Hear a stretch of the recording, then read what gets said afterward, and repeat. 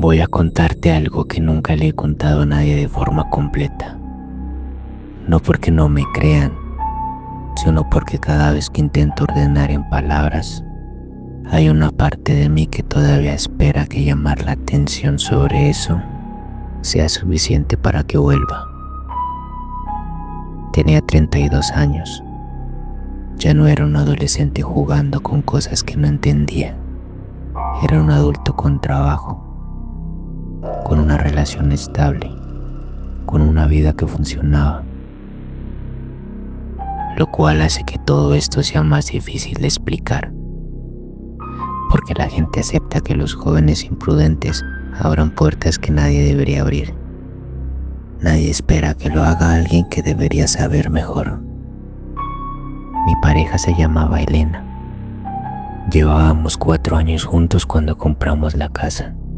Era una propiedad antigua en las afueras, de 2 plantas, con un sótano que el agente inmobiliario describió como espacio de almacenamiento adicional, y que nosotros nunca usamos porque desde el primer día olía a humedad vieja, y algo más que ninguno de los dos supo identificar: un olor pesado, orgánico, como tierra removida recientemente, pero mezclado con algo dulce que no debería estar ahí. Lo atribuimos a la antigüedad del lugar. Pusimos cajas al frente de la puerta del sótano y nos olvidamos de él.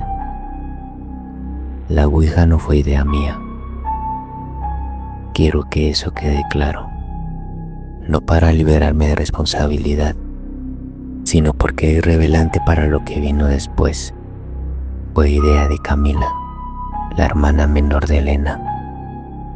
Tenía 24 años, estudiante de antropología, con esa mezcla particular de escepticismo académico y fascinación por lo paranormal que tienen algunas personas que han estudiado demasiado sobre el tema y han experimentado demasiado poco.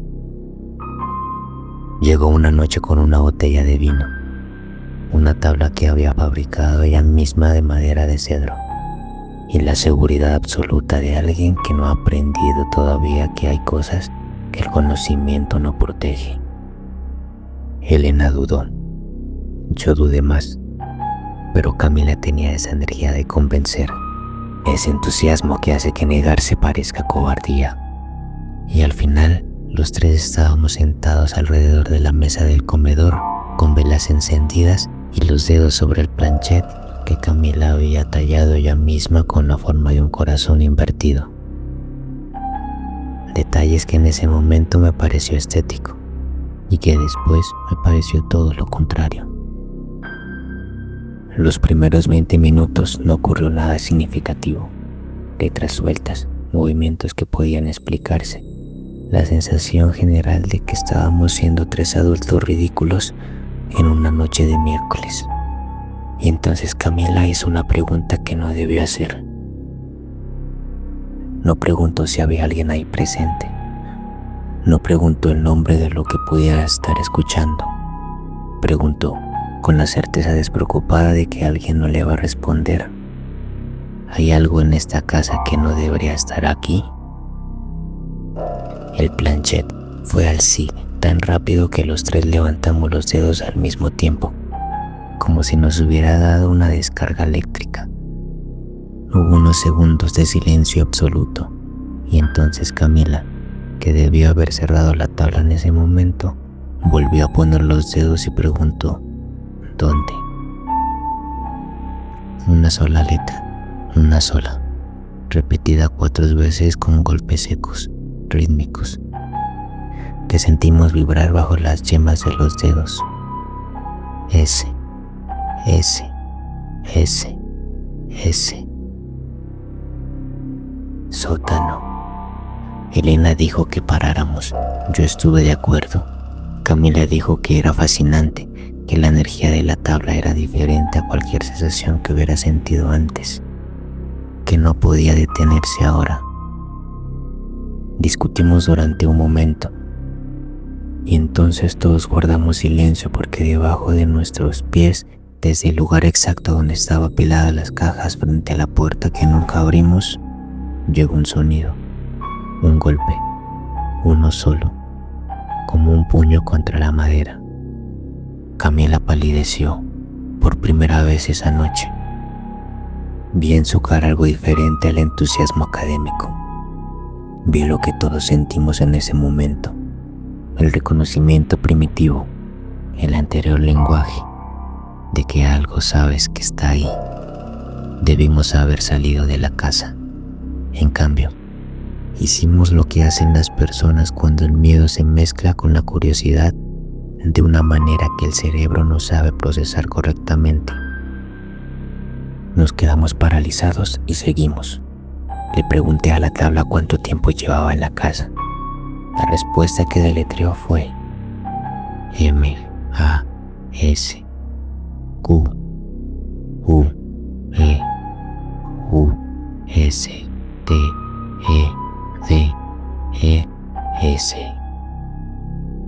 Más que ustedes. Le pregunté qué quería, y lo que vino después no olvidaré nunca, porque no fue una palabra ni una frase, fue un número. 3 dígitos claros y sin ambigüedad.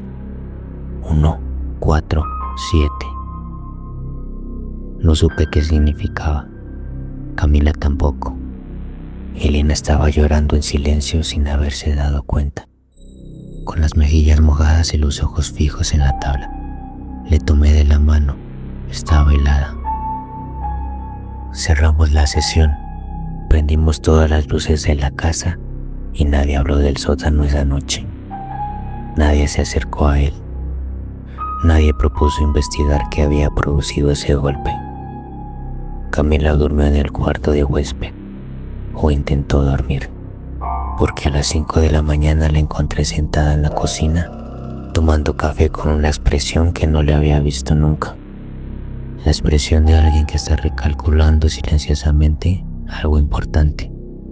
Le pregunté qué pasaba. Me dijo, el número, hay que buscar el número.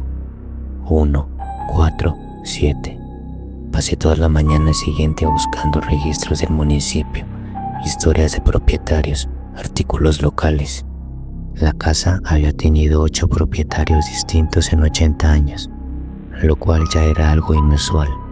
Propiedades que cambian de manos con esa frecuencia generalmente tienen una razón.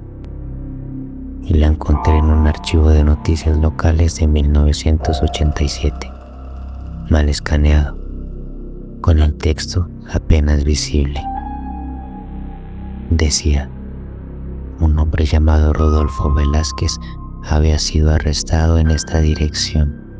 La nota era breve, como eran todas las notas en esa época sobre ciertos temas, deliberadamente vaga. Decía que había sido detenido en relación con la desaparición de varias personas en el área y que las autoridades continuaban investigando el inmueble. No había artículo del seguimiento. No había resolución publicada, solo esa nota corta, fechada el 14 de julio. 14 de julio. 14, 7, 1, 4, 7. No le dije nada a Elena esa noche. No supe cómo. En cambio, esperé a que se durmiera y bajé solo al primer piso. Moví las cajas y abrí la puerta del sótano. El olor salió como una exhalación más fuerte que nunca. Y lo que creí que era humedad mezclada con dulce indefinible tomó un nombre concreto en mi mente en ese momento. Un nombre que mi cerebro había estado evitando conscientemente desde el primer lugar que entramos en esa casa. No bajé. Me quedé en el umbral con la linterna, apuntando hacia abajo, viendo el suelo de la tierra pisonada, las paredes de piedra, los rincones en sombra y el suelo perfectamente visible desde donde estaba. Vi marcas, no arañazos, no grafitis, marcas sistemáticas, geométricas, grabadas en la tierra como algo delgado y preciso, dispuestas en un patrón que rodeaba el centro del sótano como un perímetro, como si algo hubiera marcado el límite de algo o alguien. Cerré la puerta, volví a poner las cajas, subí a la cama y me acosté junto a Elena, que dormía sin saber nada. Me quedé mirando el techo durante el resto de la noche. A la mañana siguiente llamé a un investigador privado con experiencia en archivos históricos. No le expliqué el contexto completo, solo le di el nombre y la fecha. Me llamó 4 días después con una voz que yo describiría como deliberadamente neutral. El tono de alguien que ha decidido no tener una relación emocional frente a lo que está reportando. Me dijo que Rodolfo Velázquez había sido procesado por homicidio de 3 personas, que los cuerpos nunca habían sido recuperados completamente, que el caso había sido cerrado con una condena pero sin hallazgos físicos, y que el número del expediente oficial del caso era 147. Vendimos la casa 8 meses después. No dije nada a los compradores sobre el sótano, y eso es algo con lo que todavía vivo. Contraté a alguien para que sellara la puerta del sótano con la excusa de una remodelación. El agente inmobiliario presentó el espacio como una oportunidad con potencial de remodelación. Los compradores eran una pareja joven.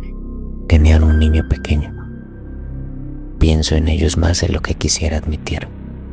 Elena y yo nos separamos 1 año después. No directamente por esto, pero tampoco completamente separados de esto. Hay experiencias que 2 personas viven juntas que cambian la textura de lo que hay entre ellas, que dejan una capa de algo que no desaparece sin importar cuánto tiempo pase. Ella nunca habló de esa noche. Yo nunca le insistí. Camila dejó de estudiar antropología al siguiente semestre y cambió de carrera.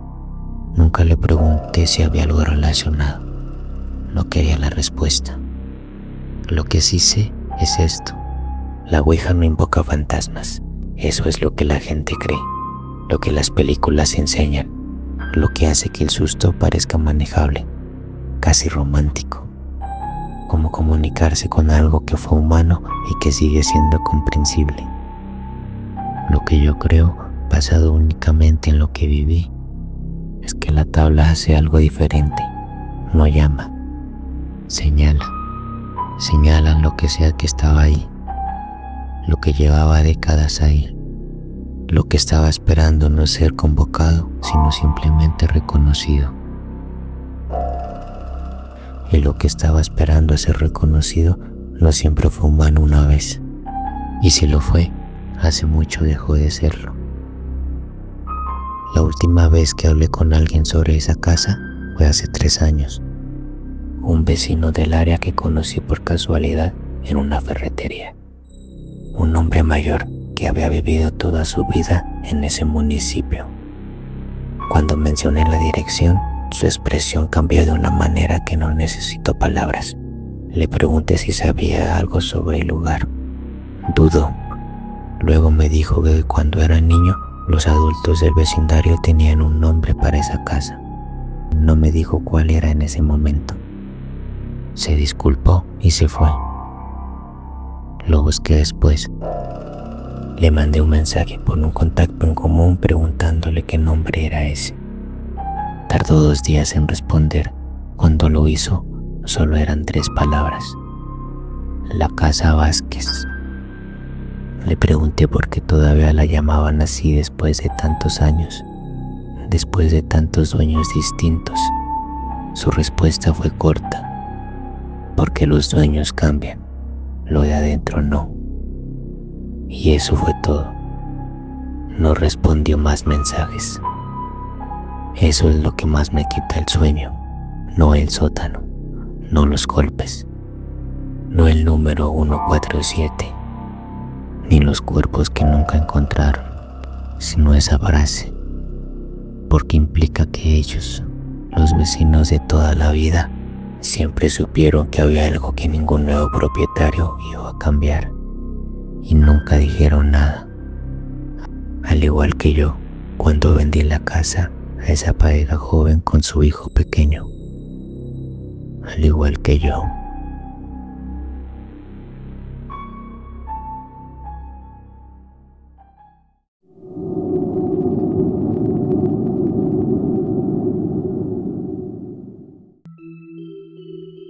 Hay cosas que uno no debería hacer después de la medianoche, no porque sea supersticioso, sino porque es la hora donde la mente humana está demasiado cansada para distinguir lo que es real y lo que el miedo fabrica.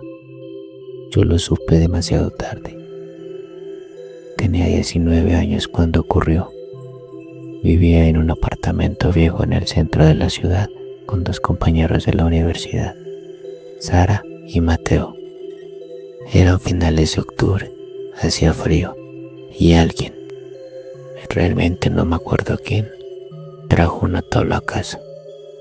Era una ouija, comprada en una tienda de segunda mano, de madera oscura, casi negra, con las letras grabadas a fuego y un planchet de hueso que pesaba más de lo que debería.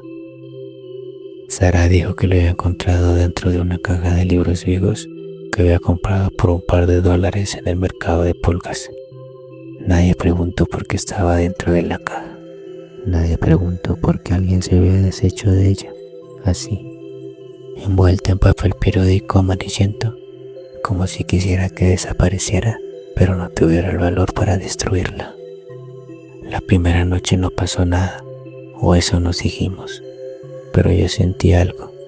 Cuando pusimos los dedos sobre el planchet, el ambiente cambió, no de manera dramática, no como en las películas, fue sutil, como cuando entras a una habitación y sabes, sin que nadie te lo diga, que alguien acaba de terminar de discutir ahí dentro. Esa tensión invisible que se pega en el aire. El planchet se movió hacia la letra M, luego hacia la letra I, luego se detuvo.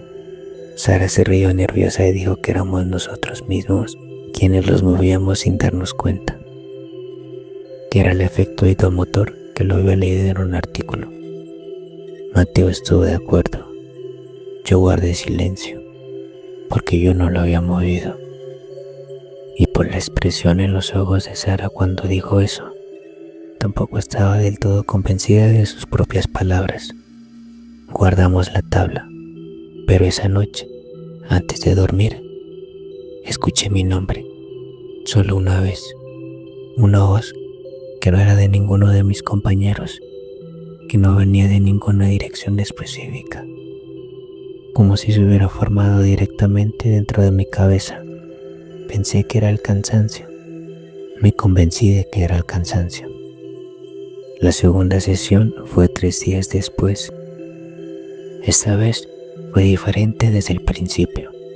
El planchet comenzó a moverse antes de que todos hubiéramos puesto los dedos encima. Solo yo y Sara lo tocamos en ese momento. Mateo todavía estaba buscando las velas y se movió, lento, deliberado, sin vacilación. Fue directo a una sola letra, la M, y a otra, la misma letra. Sara me miró y yo le devolví la mirada. Y entonces Mateo entró al cuarto y preguntó qué nos estaba pasando. Estábamos pálidas. Decidimos hacer la sesión de todas formas.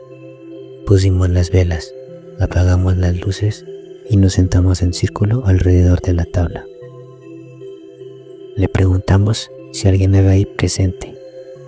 El planchet fue al sí, con una velocidad que nos hizo retirar los dedos al mismo tiempo, como si quemara. Mateo se rió y dijo que era emocionante. Volvimos a poner los dedos. Le preguntamos su nombre y esta vez la respuesta fue lenta, letra por letra, como si algo estaría mirando nuestras reacciones.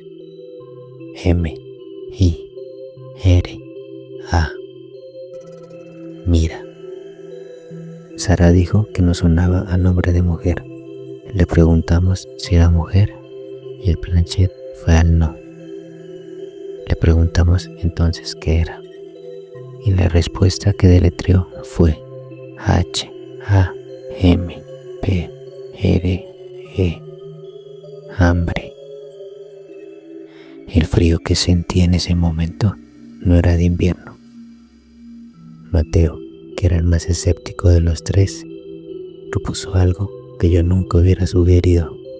preguntarle algo que ninguno de nosotros pudiera saber, algo verificable, algo que demostrara que si iba inteligencia real de otro lado, o que si simplemente éramos nosotros mismos jugando un juego inconsciente.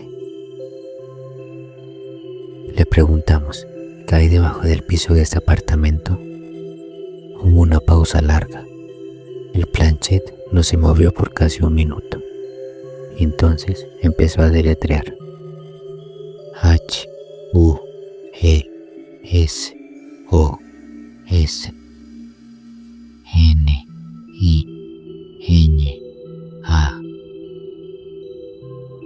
Huesos Huesos de niña. Mateo se levantó y dijo que él lo había movido, que era un chiste, que lo sentía, pero lo conozco desde hace años. Conozco la cara que hace cuando miente. Esa noche investigué el edificio. Encontré registros en línea, artículos viejos, periódicos digitalizados. El edificio tenía más de 80 años. En los años 40 había sido una casa privada. En 1943, una niña de 9 años había desaparecido del vecindario. Nunca encontraron su cuerpo. La familia vive en una dirección que una vez lo calculé en un mapa antiguo, correspondía exactamente en la ubicación de nuestro apartamento. No dormí esa noche. No dormí bien por semanas. Debimos haberlo dejado ahí. Debimos haber quemado esa tabla, o tirarla, o simplemente nunca haberla tocado de nuevo. Pero Sara estaba obsesionada. Comenzó a hacer sesiones sola. Yo la descubrí porque una madrugada me levanté por agua y vi la luz debajo de su puerta. Toqué y no respondió. Abrí despacio y estaba ahí sentada en el piso, con la tabla frente a ella, los dedos sobre el planchet, los ojos abiertos pero completamente blancos. No parpadeaba. Estaba hablando en voz baja, con los labios apenas moviéndose, en un idioma que no reconocí. Dije su nombre. No reaccionó. Me arrodillé frente a ella, tomé su cara con mi mano y la sacudí suavemente. Tardó casi 10 segundos en volver. Cuando lo hizo, parpadeó varias veces y me preguntó por qué estaba en mi cuarto. No recordaba nada, absolutamente nada de lo que estaba haciendo.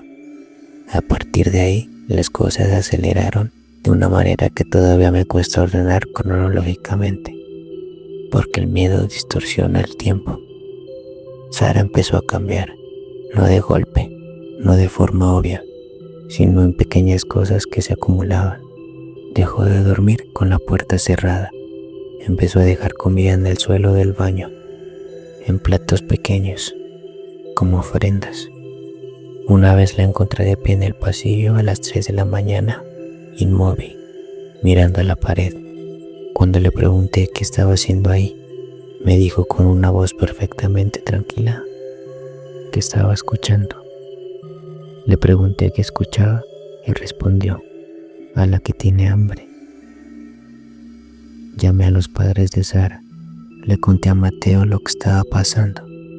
Encontramos la tabla y la sacamos del apartamento. La pusimos en el maletero del carro de Mateo y esa misma noche Sara tuvo un episodio que solo puedo describir como un colapso. Empezó a golpear las paredes con la palma de la mano, repetidamente, llorando. Decía que la habíamos dejado encerrada, que no podía respirar, que tenía hambre. Los paramédicos llegaron a los 15 minutos. Dijeron que era un episodio distornado severo. La internaron por 72 horas. Cuando salió, era ella otra vez, completamente ella. No recordaba casi nada de las últimas semanas. Los médicos hablaron de estrés, de privación del sueño, de predisposición a episodios disociativos. Yo no discutí nada de eso. Déjame ser honesto. No sé qué era, no sé qué creer. No soy una persona religiosa, no creo en lo sobrenatural de manera ciega, pero tampoco puedo explicar lo que pasó con ninguna de las herramientas que tengo. Mateo destruyó la tabla, la rompió en pedazos con un martillo y quemó todos los fragmentos en un contenedor de metal. Me contó que mientras la quemaba, el planché del hueso no se quemó, que lo intentó durante más de 1 hora y que el juego simplemente no lo tomaba. Al final lo enterró en el parque. No me dijo cuál. Nos mudamos del apartamento 2 meses después, no por miedo a fantasmas, sino porque cada noche que pasaba ahí me quedaba despierto esperando escuchar mi nombre otra vez. Lo escuchaba, no siempre, pero lo suficiente. El apartamento fue rentado otra vez a otra familia 6 semanas después de que nos fuimos. Sé esto porque pasé por el edificio una vez sin razón particular. Solo manejaba, vi la luz en la ventana, vi una sombra moviéndose adentro y vi lo que parecía una familia normal, cenando, viviendo su vida. Quise subir, quise tocar la puerta y decirles que no pusieran los dedos sobre nada que no pudieran controlar, que no le hicieran preguntas a la oscuridad, porque la oscuridad siempre responde, y que cuando algo del otro lado te dice que tiene hambre, no es una metáfora, es una advertencia. Pero mejor seguí manejando. Hay cosas que uno no debe hacer después de la medianoche. Hay cosas que, una vez hechas, no se pueden deshacer. Nosotros aprendimos eso de la peor manera posible. Sara se recuperó, sí. Mateo dice que no piensa en ello. Y yo pienso en ello todos los días. Especialmente cuando, en el silencio de una habitación nueva, en un apartamento diferente, a miles de kilómetros de distancia, creo escuchar, muy despacio, muy tenue, deletreado, letra por letra, en algún lugar dentro de mi mente, H, A, M, B, R,